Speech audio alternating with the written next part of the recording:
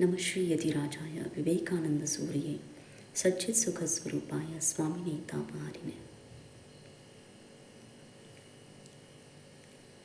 Let us see the contribution of Swami Vivekananda in the welfare of the world. Everyone knows Swami Vivekananda because he is a legendary figure. He was a visionary monk, a philosopher, and a great spiritual giant that India has produced. And his teachings are timeless, which will be remembered till the end of the world. Swami Vivekananda was born as Narendranath Dutt in Kolkata on 12th of January 1863. His father, Vishwanath Dutt, was an attorney, a learned lawyer who had a modern outlook. His mother, Bhuvaneshwari Devi, was a deeply spiritual person. And this combination of rationality and faith shaped young Naren. Narendranath Dutt,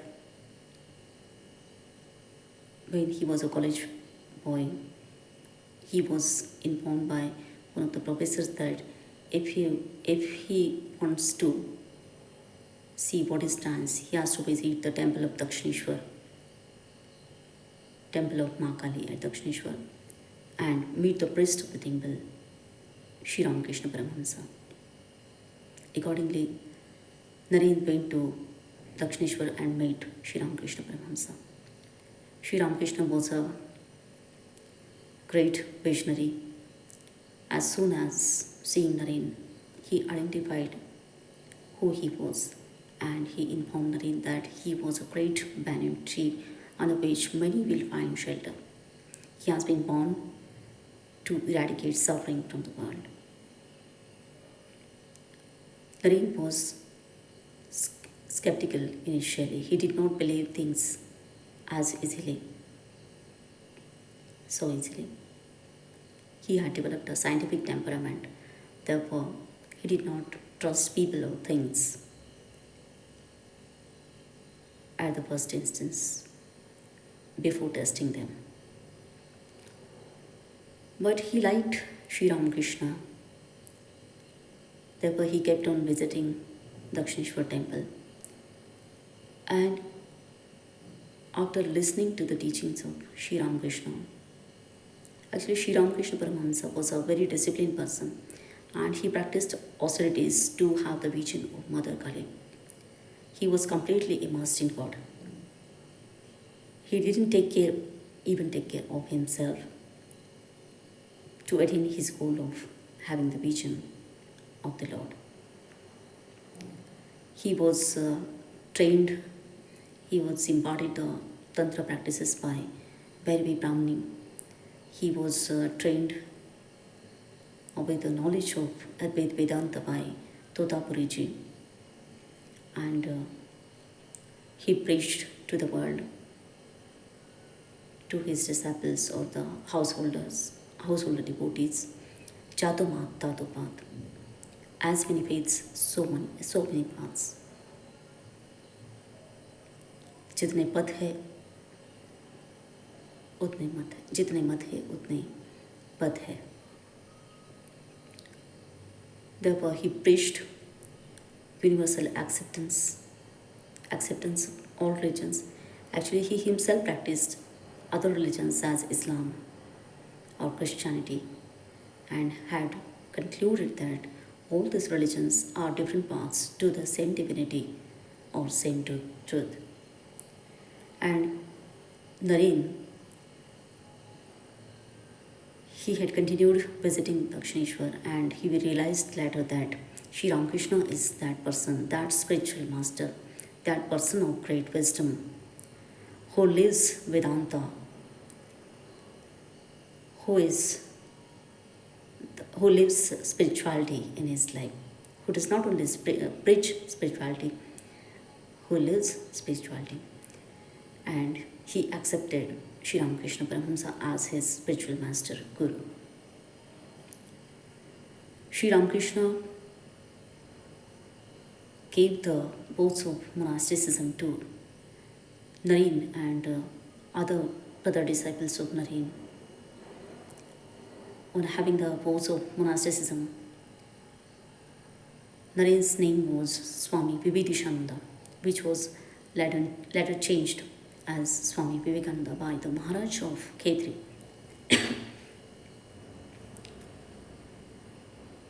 As the name itself indicates, Swami Vivekananda was a person of Vivek and Vairagya. A hymn has been composed by Swami Ramakrishnanandaji of Sri Ramakrishna order. Swami Ramakrishnanandaji was a brother disciple of Swami Vivekananda, and he has composed the hymn upon Swami Vivekananda. Two lines from the hymn are Anitya Drishyeshu Vivicchanityam Tasmin Samadhatta Ihasma Lilaya Vivek Vairagya Vishuddha Chittam Yoso Viveki Tamaham Namami. I salute that Viveki, that person of discrimination and dispassion of Vivek and Vairagya, who is established in Samadhi very easily. Thus, Anitya Drishyeshu Vivicchanityam Tasmin Samadhatta Ihasma Lilaya Vivek Vairagya Vishuddha Chittam, whose mind is completely purified with Vivek and Vairagya, discrimination and dispassion. I salute that Viveki, that person of great wisdom, discrimination. Sri Ramakrishna Paramahamsa imparted all the knowledge, transmitted all the knowledge to Naren before having Mahasamadhi in 1886. After the Mahasamadhi of Sri Ramakrishna Paramahamsa, Swami Vivekananda renounced the worldly life and he decided to live the life of a wandering monk. He started wandering throughout the country and he found that the nation is full of poverty, ignorance, and there is too much suffering to which there is no end. And he realized that a true religion is the religion which does not only lay emphasis on emancipation for own self, but also lays emphasis for the upliftment of the poor, the downtrodden, and the underprivileged. In 1893, he went to America to participate, to represent India at the World Parliament of Religions at Chicago. On 11th of September 1893, he delivered that historical speech by which the world witnessed Swami Vivekananda and the great Indian spiritual heritage. Through his speech, Swami Vivekananda advocated the universal brotherhood. He explained that we Indians not only believe in universal tolerance, but we accept all religions as true. And his speech became very famous throughout America, and he was appreciated for that. He continued delivering lectures in America, and his lectures have been compiled into complete works of Vivekananda. Swami Vivekananda's core teachings are divinity of man.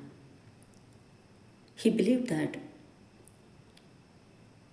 all beings are divine, and the goal of life is manifesting this divinity either through work or worship or meditation or knowledge, or a combination of two or three or all of this. Yes, this is the supreme goal of our life, to manifest this divinity already within us. He believed that service to the humanity is the service to the Lord. Therefore, he has laid emphasis on imparting education to the masses, to eradication of poverty and upliftment of women.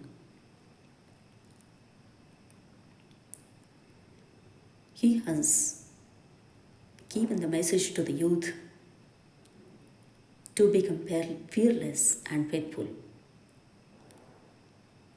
Through his famous lines, "Arise, awake, and stop not till the goal is reached," he has inspired the youth all over the world.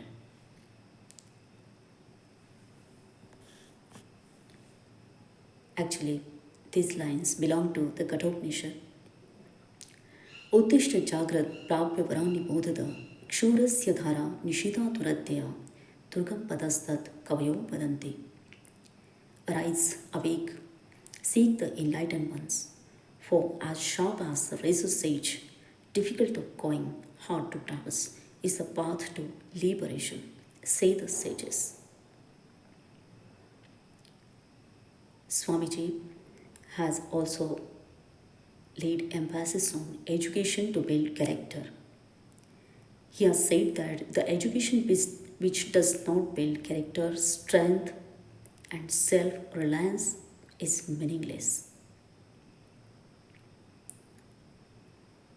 He has advocated self-realization. The realization of the Supreme Self is the goal of human life. Life is meaningless if we are unable to follow the path to liberation of the Supreme Self.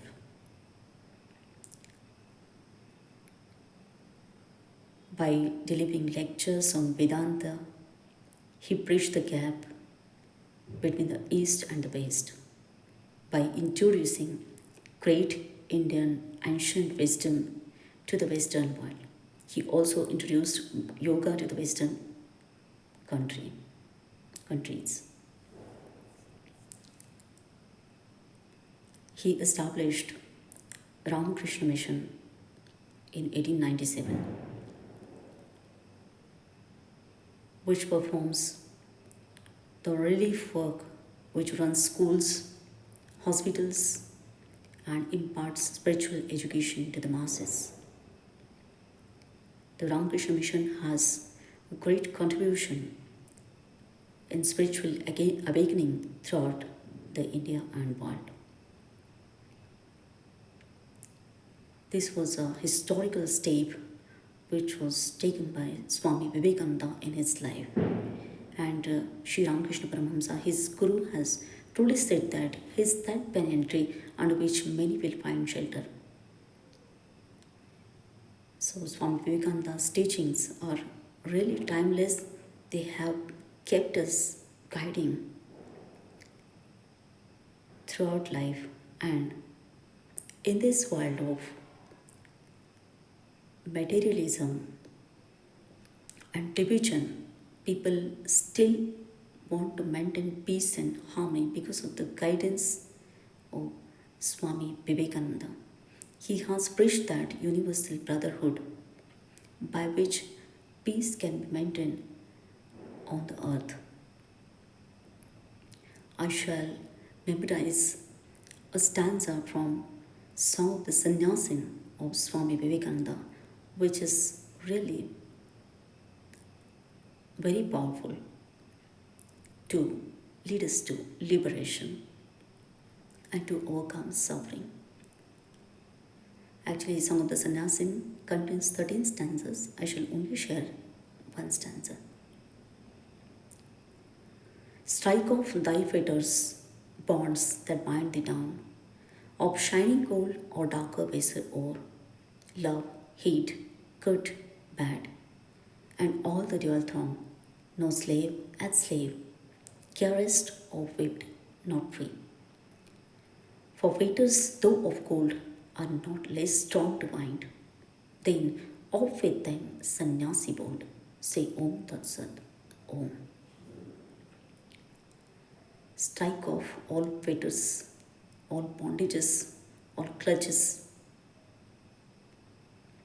Because fetters, even if made up of gold or iron, are not less strong to bind. They bind us. We love someone, we hate someone, we like something, we dislike something. We have to overcome all these dualities if we really want to become free of bondage. Love, hate, good, bad, and all the dual throng. No slave a slave. Slave is a slave only, whether he is taken care of or whether he is thrashed. Caressed or whipped, not free. He is not free. For fetters, though of gold, are not less strong to bind. Because fetters, even if made up of gold, they bind us. They are not less strong to bind. Of whatever material they are made up of, they bind. Fetters, though of gold, are not less strong to bind. Relationships or wealth, however loving and however comfortable it seems to be, it's a bondage. We have to overcome this. Unless and until we can do that, we cannot expect ourselves to be eternally blissful. For fetters, though of gold, are not less strong to bind, then off with them, sannyasi bold. Say Om Tat Sat Om. And we have to break this bondage of our own bodies and minds also. Because even if this body may be beautiful, even if you may be brilliant or highly intellectual, it's going to deteriorate someday.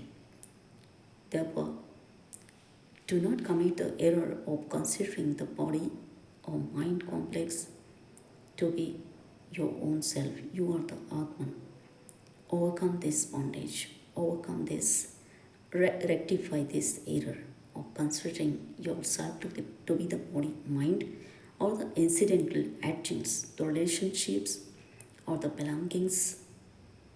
You have to overcome them.